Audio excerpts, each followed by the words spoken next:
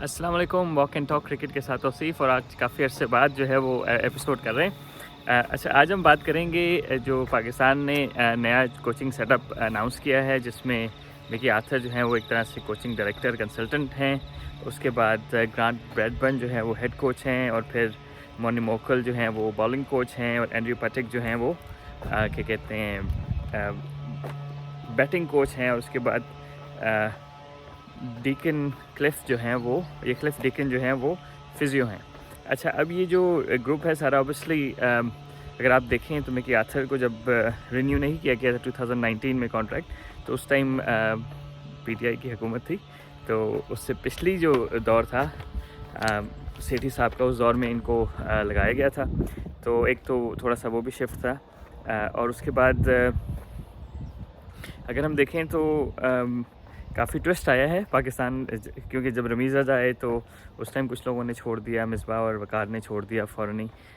तो एक थोड़ा सा जब से वो रमीज़ रज़ा अपॉइंट हुए थे उस टाइम से मेरे ख्याल है कि 2021 तब से थोड़ी सी अनसर्टनिटी थी कोचिंग सेटअप में। सकलान मुश्ताक कभी आ रहे थे, कभी एक बंदा आ रहा था, कभी दूसरा आ रहा था। एनीवेज, तो अगर हम इस चीज़ को एनालाइज़ करें कि यार मेरी क्या राय है इस बारे में कि कोचिंग स्टाफ कैसा है, तो फर्स्ट ऑफ ऑल ये कि ऑब्वियसली थोड़ा सा स्ट्रेंज सेटअप है। इस तरह सेटअप नॉर्मली होता नहीं है, क्योंकि वो मिकी आर्थर पे बहुत ज़्यादा मिकी आर्थर को लाना चाह रहे थे, और अंडरस्टैंड दैट, क्योंकि अगर तो बाबर आजम से ओपिनियन ली जाती तो I think he would have definitely gone for Mickey Arthur. उसका रीज़न ये है कि बाबर आजम को बनाने वाले ही मिकी आर्थर हैं। जिस तरह अगर आपको याद हो, शुरू में बाबर आजम स्ट्रगल कर रहे थे स्पेशली टेस्ट क्रिकेट में, तो मिकी आर्थर ने बड़े तरीके से जो है वो बाबर आजम को ग्रूम किया, और उसके बाद बड़े तरीके से उनको क्या कहते हैं इसमें लेके आए, टेस्ट क्रिकेट में लेके आए, और फिर उनको सेट किया। तो वो जो सारी एफर्ट्स हैं, उसके बाद कराची किंग्स में भी बाबर मेरे ख्याल में मिकी आर्थर के साथ ही थे। तो आई गेस कि उनका थोड़ा सा अच्छी वो है, और क्योंकि बाबर आजम कोच हैं तो कैप्टन हैं सॉरी, तो I guess it make sense कि मिकी आर्थर कोच हों। अच्छा, अब जो रूमर्स से, बल्कि मीडिया में भी बात आ गई थी कि जी बॉलिंग कोच यासिर अरफात को लगा रहे हैं, और फिर आगे मोनी मोकल। तो अब आई डोंट नो, क्योंकि इत्तेफाक से यासिर को मैं पर्सनली भी जानता हूँ, थोड़ी सी बात हुई थी इस बारे में, तो कोई तफसील से बात नहीं हुई, लेकिन ऐसे लग रहा था कि मतलब मिकी आर्थर उनको लाना चाह रहे हैं। तो उनको उनका नाम क्यों हटा दिया गया, I don't know. May be वो जो पीसीबी है सारे ही गोरे कोचेज़ लाना चाह रहे हैं। तो मोनी मोकल आए। मोनी मोकल जो हैं, मोनी मोकल अच्छे फास्ट बॉल 6 फुट 5 इंच के फास्ट बॉलर थे, हम सब जानते हैं। अच्छे टेस्ट क्रिकेट में अच्छे बॉल किए उन्होंने, वनडे में भी बुरे नहीं थे। तो उन्होंने जो है वो लास्ट प्रोफेशनल क्रिकेट गेम खेली है 2 साल पहले, और पिछले 2 साल से वो थोड़ी बहुत कोचिंग कर रहे हैं। वो ब्रिस्बेन हीट के लिए खेल रहे थे, और साथ कंसल्टेंट कोच भी थे थोड़े बहुत 2-3 साल पहले इधर बीबीएल में। उसके बाद लास्ट ईयर पर्थ स्कॉचर्स जो है वो, क्योंकि ऑस्ट्रेलिया में बेस्ड है मेरे ख्याल है वो, पर्थ स्कॉचर्स जो हैं उसमें वो क्या कहते हैं बॉलिंग कोच थे लास्ट ईयर। पर्थ स्कॉचर्स में ख्याल है जीती है BBL, big bash league Australia की। थोड़ी सी कंसल्टेंसी उन्होंने अभी जो वर्ल्ड कप हुआ था T20 का, उसमें वुमेन के उसमें दिए, और उसके बाद थोड़ी सी कंसल्टिंग वुमेन वर्ल्ड कप में दी है। और उसके बाद अभी साउथ अफ्रीका कि मेरा ख्याल है कि जो नहीं सॉरी नमीबिया की जो वर्ल्ड कप की T20 की टीम आई थी, उसमें भी उन्होंने कंसल्टेंसी दी है। तो आई गेस कि उनका बहुत ज़्यादा एक्सपीरियंस नहीं है कोचिंग का, लेकिन प्रोफेशनल सेटअप्स में रहे हैं, खेले भी प्रोफेशनल सेटअप्स में है। उसके बाद अगर हम देखें तो वो रिसेंट टाइम्स में क्या कहते हैं कोचिंग में इन्वॉल्व रहे हैं। तो I guess it's not a bad option, but I am sure किसी वजह से शायद मिकी आर्थर ने पहले यासिर अरफात को कहा होगा, क्योंकि वो ऑब्वियसली थोड़ा सा कल्चर को भी समझते हैं। I guess that could be, maybe that's why Mickey Arthur ने शायद यासिर को पहले कहा। मोनी मोकल कैसा होगा आई डोंट नो, क्योंकि ऑब्वियसली जो बॉलिंग कोच होते हैं वो हेड कोच और जो भी क्रिकेट बोर्ड कहता है उस हिसाब से चलते हैं। तो आई गेस कि वो he will just work on what he needs to be working on. अच्छा, उसके बाद जो दूसरे हैं ग्रांट ब्रैडबर्न, क्योंकि मैं न्यूजीलैंड में ही मुकीम हूँ और उनका भी न्यूजीलैंड से ही ताल्लुक़ है, तो उनको फर्स्ट हैंड कोचिंग करते हुए भी देखा है। डोमेस्टिक क्रिकेट की कोचिंग कर रहे थे वो, यानी कि जब केन विलियमसन ने 17 साल की उम्र में फर्स्ट क्लास डेब्यू किया तो उनके कोच ग्रांट ब्रैडबर्न ही थे। और ब्रैडबर्न जो है वो काफ़ी अर्से से कोचिंग में इन्वॉल्व हैं। मतलब उनका प्रूवन रिकॉर्ड है डोमेस्टिक क्रिकेट में। न्यूजीलैंड में 4-5 साल कोचिंग की पहले, उसके बाद फिर स्कॉटलैंड की इंटरनेशनल टीम की कोचिंग की, फिर 2-3 साल, और उसके बाद फिर 3-1 साल पाकिस्तान में जो है वो जब मिसबा कैप्टन थे मेरे ख्याल में कियाथर के साथ ही पाकिस्तान के फील्डिंग कोच थे वो। उसके बाद फिर जब रिवैम्प हुआ पाकिस्तान क्रिकेट का, जब जो वसीम खान हैं इंग्लैंड से आए, तो फिर हाई परफॉर्मेंस सेंटर में इनको क्या कहते हैं हेड कोच लगा दिया हाई परफॉर्मेंस सेंटर में मेरे ख्याल 2019 में। तो उसके बाद से अभी तक जो है वो सब, हाँ, फिर रमीज़ राजा के आने के बाद उन्होंने भी रिज़ाइन कर दिया। आई डोंट नो व्हाई, पर सारे लोग अचानक ही छोड़ के चले गए, उसमें वो भी थे। और अभी वो एक हाई स्कूल की यहाँ पे न्यूजीलैंड में कोचिंग डायरेक्टर ऑफ स्पोर्ट्स हैं एक हाई स्कूल के हैमिल्टन में। यहाँ से मैं जहाँ पे हूँ अभी 10 से इतना ज़्यादा दूर नहीं है। तो उन्होंने पाकिस्तान के साथ काफ़ी काम किया हुआ है, पाकिस्तान में हाई परफॉर्मेंस सेंटर में काम किया हुआ है, काफ़ी सारे प्लेयर्स को जानते हैं। तो आई गेस कि उनको लाना कोई मायूब बात नहीं है, क्योंकि वो मिकी आर्थर के साथ पहले काम भी कर चुके हैं। और ऑन टॉप ऑफ दैट अगर हम देखें तो उनका काफ़ी वास्ट एक्सपीरियंस है, और स्पेशली पाकिस्तानी प्लेयर्स के साथ काम करने का है, हाई परफॉर्मेंस सेंटर में काम करने का है पाकिस्तान में। तो मेरा ख्याल है कि ओवरऑल अगर हम देखें तो वो अच्छा ही है पाकिस्तान के लिए अगर वो हेड कोच हैं। अब वो ज़्यादा उनकी केमिस्ट्री जो भी होगी मिकी आर्थर के साथ वो देखेंगे। अच्छा, उसके अलावा एंड्रयू पटिक जो हैं वो बैटिंग कोच उनको लगाया है। वो भी 4-5 साल पहले तक प्रोफेशनल क्रिकेट खेल रहे थे, फिर साउथ अफ्रीका के रहे वो, थोड़ा सा ए टीम के साथ रहे और फिर वुमेन टीम के साथ रहे हैं, लेकिन उनका इतना ज़्यादा एक्सपोजर है नहीं। ऑब्वियसली एज ए क्रिकेटर उन्होंने 10,000 से ज़्यादा उनके प्रोफेशनल क्रिकेट में रन्स हैं, तो इज़ क्वाइट हैंडी बैट्समैन। और सेकंड चीज़ ये है कि वो विकेट कीपर भी थे, तो शायद वो विकेट कीपिंग की भी कोचिंग कर लें, क्योंकि हमारे पास रिजवान के अलावा भी 4-5 और विकेट कीपर हैं, जिस तरह आज़म खान हो गए,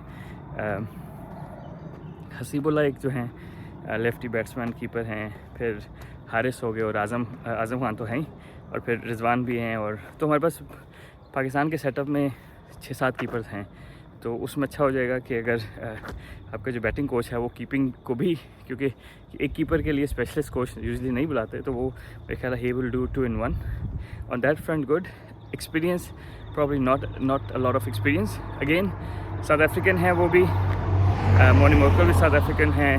हेड कोच तो कीवी हैं, लेकिन जो मिकी आर्थर हैं जो इंचार्ज हैं हर चीज़ के, वो भी साउथ अफ्रीकन है। तो आई गेस के इट मेक सेंस कि उन्होंने उन्हीं लोगों को लगाया है जिनके साथ वो काम कर सकते हैं। अच्छा, अब आखिरी जो है वो क्लिफ डीकन हैं, वो फिजियो हैं, तो वो भी साउथ अफ्रीकन है। लेकिन सबसे अच्छी बात यह है कि वो ट्रेनर तो हैं, मतलब फिजियो भी हैं और ट्रेनर भी हैं, लेकिन सबसे अच्छी बात उनकी ये है कि वो खुद 200 फर्स्ट क्लास मैच खेले हुए हैं, 200 प्रोफेशनल क्रिकेट, 200 से ज़्यादा प्रोफेशनल क्रिकेट मैच खेले हुए हैं। फास्ट बॉलिंग ऑलराउंडर थे। तो अब वो फिटनेस में हमारे प्लेयर्स को बड़ा अच्छा गाइड कर सकते हैं, क्योंकि एक तो फास्ट बॉलर को इंजरीज काफ़ी होती हैं, तो वो he would have experience that, पर वो फिजियो भी हैं, तो I think he is ideal. खेलने का बैकग्राउंड भी है, लेकिन क्योंकि वो फिजियो भी हैं, तो I think he will complement really well with Shaheen, जो मेरे ख्याल वो लेफ्ट आर्म बॉलर थे खुद भी, तो शाहीन शाह अफरीदी के साथ बड़ा अच्छा उनका रहेगा। हमारे यंग फास्ट बॉलर्स जो हैं जिनको इंजरीज हो सकती हैं, तो वो मेरे ख्याल है कि इट्स अ गुड पिक। अच्छा, अब ओवरऑल अगर हम देखें, 10 मिनट की वीडियो हो गई है, तो ओवरऑल अगर हम देखें तो थोड़ा सा स्ट्रेंज इसलिए है कि मिकी आर्थर अभी ज्वाइन नहीं करेंगे स्ट्रेट अवे। वो क्या कहते हैं, कुछ किसी सीरीज़ में जाएंगे, वर्ल्ड कप से पहले वो आ जाएंगे सितंबर में, और वो फिर वर्ल्ड कप के लिए पाकिस्तान की टीम के साथ होंगे। डार्बीशायर से उनका अभी कॉन्ट्रैक्ट है। Mickey Arthur as a head coach, I mean there is no question about his credentials, not head coach but like उनका जो हेड कोच का एक्सपीरियंस है, अगर आप देखें तो वो 2005 में 5 से 10 तक साउथ अफ्रीका के कोच रहे। उनका ऑलमोस्ट गोल्डन टाइम था साउथ अफ्रीका का। ग्रेम स्मिथ के साथ उन्होंने काफ़ी सारे मैचेस और सीरीज़ जितवाई।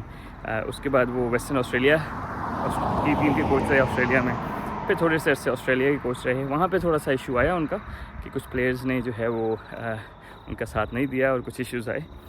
एनीवेज तो उसके बाद वो अगर हम देखें तो फिर पाकिस्तान की टीम के साथ आ गए थे और पाकिस्तान को चैम्पियंस ट्रॉफी जितवाई।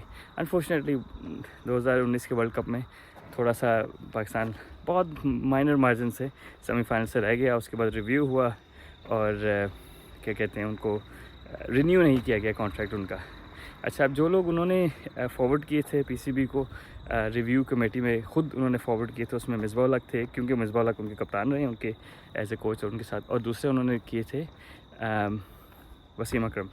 तो कुछ बयानात उनके बाद में इस तरह आए कि जिन लोगों को मैंने ट्रस्ट किया था और जिन लोगों को मैं समझता था कि मेरे दोस्त हैं, मुझे बातें करते थे कुछ दूसरे, आई डोंट नो उनका इशारा मिसबाह उल हक की तरफ था मोस्ट लाइकली, या वसीम अकरम, आई डोंट नो, लेकिन वो थोड़े से खफा थे कि उनका रिन्यू नहीं किया गया क्योंकि आई गेस कि उनका शायद इतना मतलब टेन्योर में पाकिस्तान की सक्सेस बहुत ज़्यादा रही है। T20 में नंबर 1 रहे हैं, टेस्ट में पाकिस्तान नंबर 1 रहा है एट वन टाइम। तो ओवरऑल आई थिंक वो थोड़ा सा अच्छे नोट पे उन्होंने नहीं छोड़ा था और थोड़े से नाखुश थे।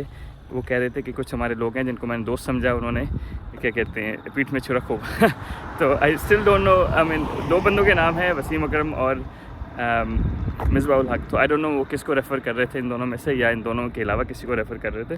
तो overall very successful coach. Derbyshire के पाकिस्तान के बाद फिर श्रीलंका के कोच रहे और फिर श्रीलंका के बाद पिछले साल से वो डर्बीशायर के कोच हैं। और वो कॉन्ट्रैक्ट इसलिए नहीं छोड़ना चाह रहे कि पाकिस्तान का पता नहीं है कल हुकूमत चेंज हो जाए पीसीबी में, क्योंकि पॉलिटिकल अपॉइंटमेंट्स होती हैं चेयरमैन की, पीसीबी में कोई और आ जाए, उनका मूड चेंज हो जाए, वो किसी और को लगा दें। तो आई थिंक इसलिए उन्होंने रिस्क नहीं लिया डर्बीशायर की जॉब को छोड़ने का।